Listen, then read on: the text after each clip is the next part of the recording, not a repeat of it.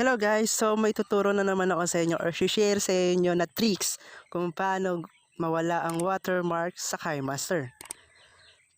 Yan, so dati naka-download na ako ng Kinemaster galing sa Play Store.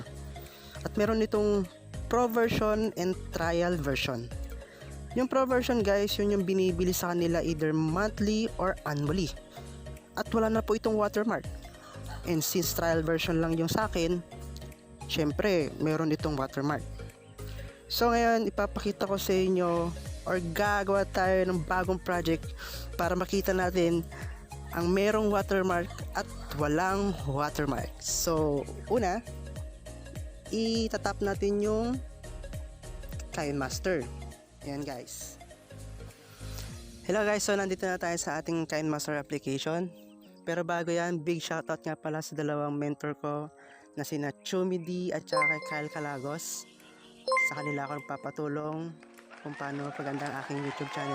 Maraming salamat. So, back tayo sa tutorial guys. So, ngayon magbibigay muna ako ng example videos o mag-edit tayo ng video. Yan, so itap natin plus. So again, select the aspect ratio as usual. Ito po yung 69 or 16 by 9. So ayan, pipili tayo ng video guys ha. So ito muna, sample yan. Ayan. So tap natin yung okay. So paroonin muna natin guys.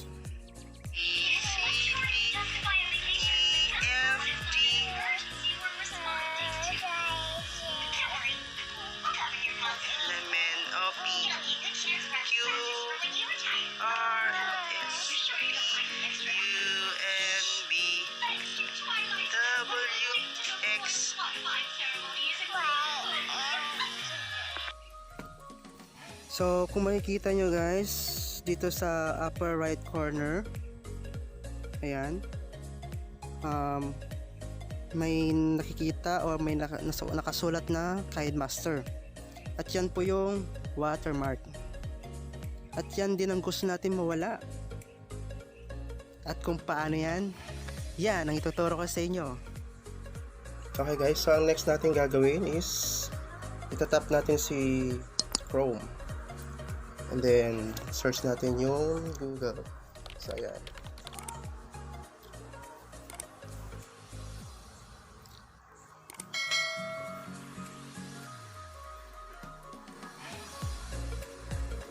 Tapos, i-search natin si AC Market. Ayan. So, ang search natin, itong AC Market Crack Up Games Modes for Android. So yan yung tatap natin.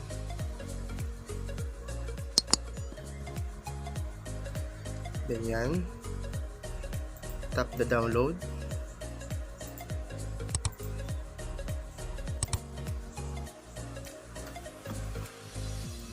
So medyo may kalakihan yung files nito kaya hintayin natin ng konti.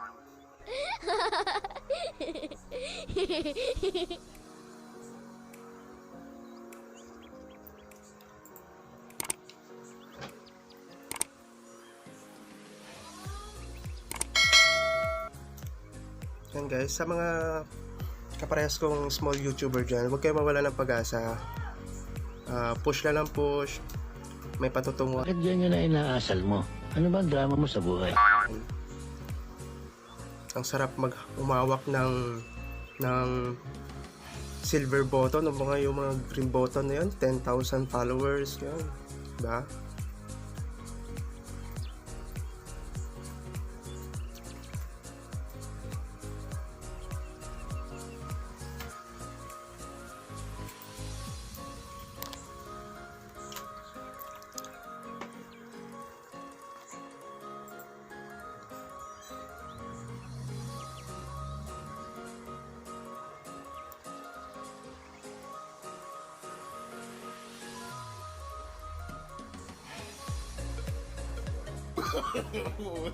No.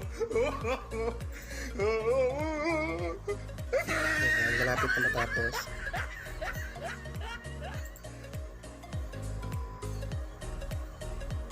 At shoutout nga pala sa sarili ko.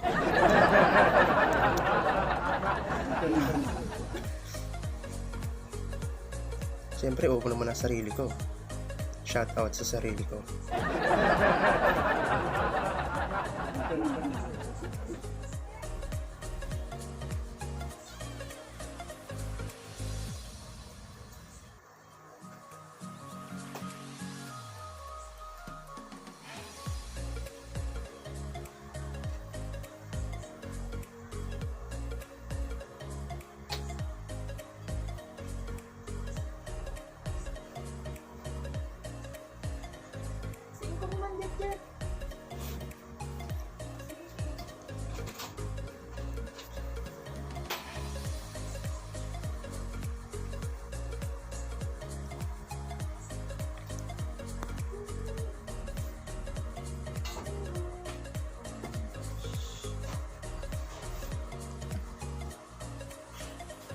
So, malapit na yung paghihintay natin.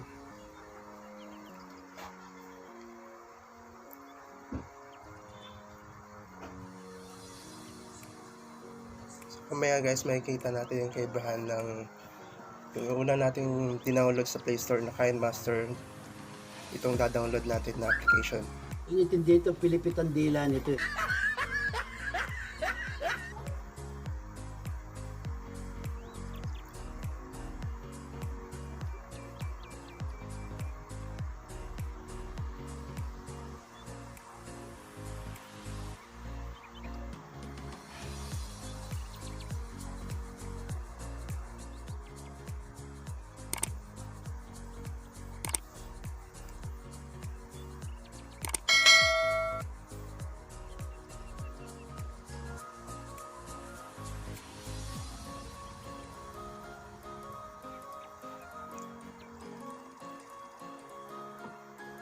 Tomorrow for sure.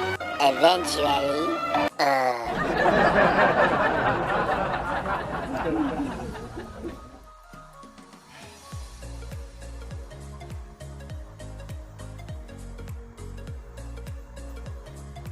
So ayan guys, tapos na. So itatap na natin siya. Tap natin yung stall.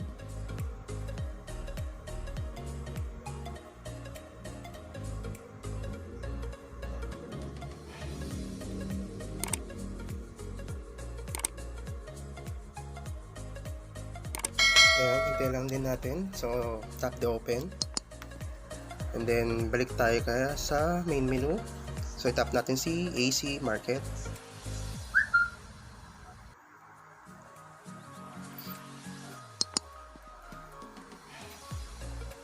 So, okay lang. Okay mo. So, ayan. So, next natin gagawin is so, allow na lang natin guys. Allow. Next natin gagawin is search natin si Kinemaster or Kinemaster. So, ayan. Andito na siya, guys. So, itatap na natin siya.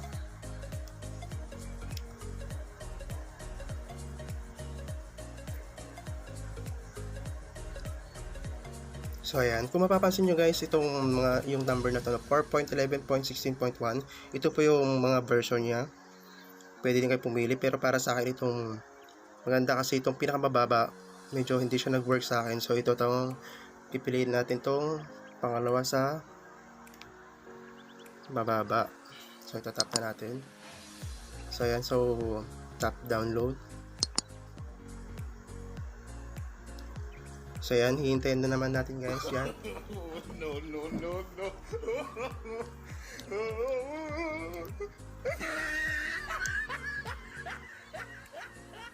Hindi kayo makapaghintay. Magbalot muna kasi labas.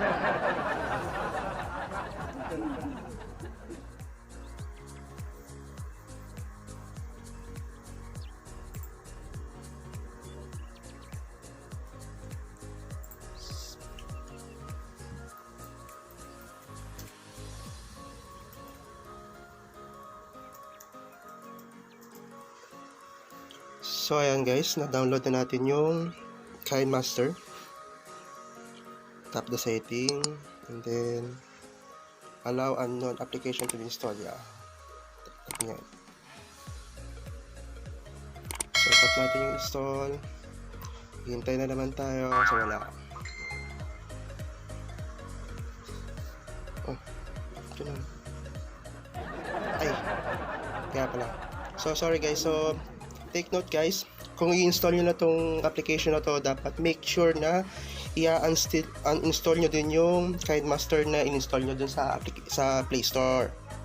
So, uninstall na natin yan. Sorry.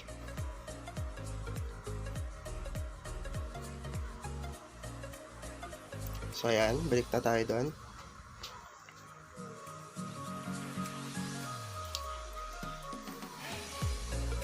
Okay, install ulit.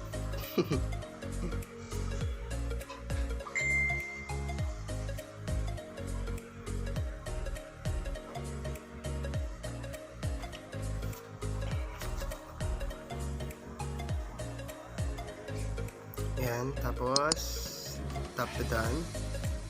Ayan, tapos ang next natin pupuntahan is itong in-install natin na bagong Kinemaster. Diba? May bago na tayong Kinemaster guys. So itatap natin yan. Kinemaster natin. So allow natin.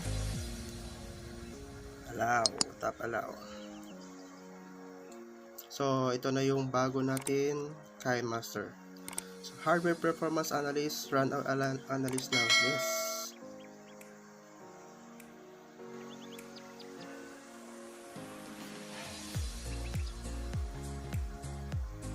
So hintayin na natin siya mga 2 to 3 minutes lang yan guys.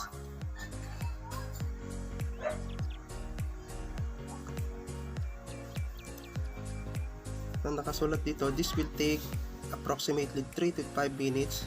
Do not lock your device or switch to another application during this progress. So wag nyo siyang parang i-alt tab, parang ganun. Hintayin natin siya matapos.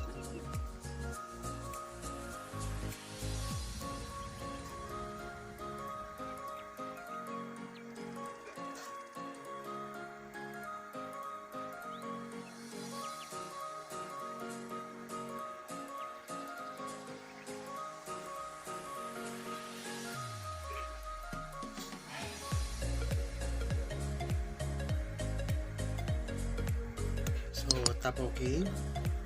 So, ayan. So, titignan natin kung nawala na yung watermark niya.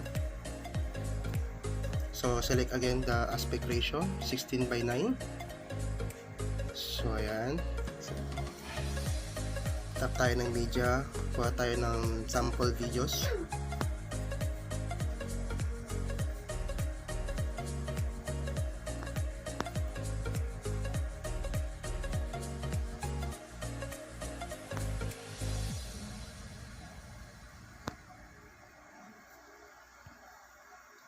So, ayan. Tignan natin. Tap OK. So, play natin guys.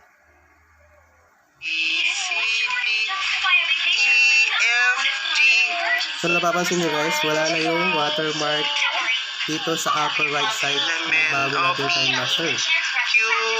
Diba? Wala na siya. Diba? Siya.